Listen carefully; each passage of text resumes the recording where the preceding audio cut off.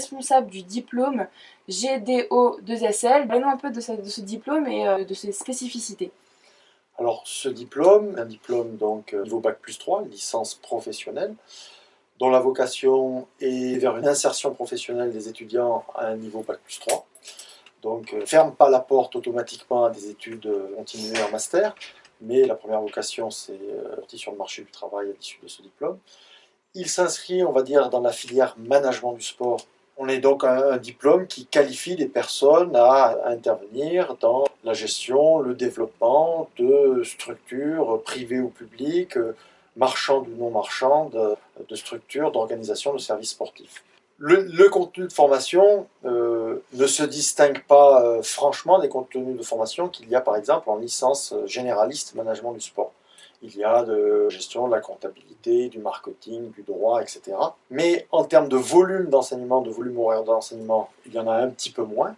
Par contre, il y a un stage de longue durée qui vise à une pré-professionnalisation très conséquente, un stage de 3 mois de 420 heures. Ça permet de former des étudiants au métier d'intervenant, mais aussi de gestionnaire de gestion pure, d'administration, de communication. Non, la licence pro GDO-SSL ne donne pas qualification pour l'intervention directe. Il faut pour cela soit avoir une qualification jeunesse et sport type brevet d'État ou brevet professionnel maintenant, soit avoir une qualification STAPS, Doc STAPS licence 2, carte professionnelle, pour pouvoir intervenir.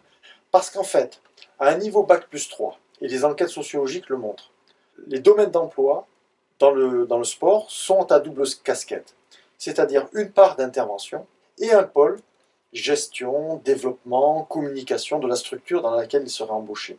Il est rare qu'à un niveau Bac+3, un étudiant qui sortirait avec la licence professionnelle uniquement avec des compétences licence professionnelle GDO-SSL puisse trouver un emploi à temps plein dans une structure sportive marchande, non marchande, privée ou publique. Donc il est essentiel pour les étudiants qui veulent faire ce cursus court d'avoir aussi un champ sportif spécialisé, on va dire. Voire un diplôme sportif qu'ils auraient avant ou qu'ils pourraient passer parallèlement en même temps. Parce que c'est la réalité du marché de l'emploi après. Il faut savoir que ces licences professionnelles, parce qu'elles sont professionnelles, elles doivent être quand même connotées. Elles ne peuvent pas être généralistes. Alors ici à Marseille, il était connoté métier du littoral, donc a priori activité nautique.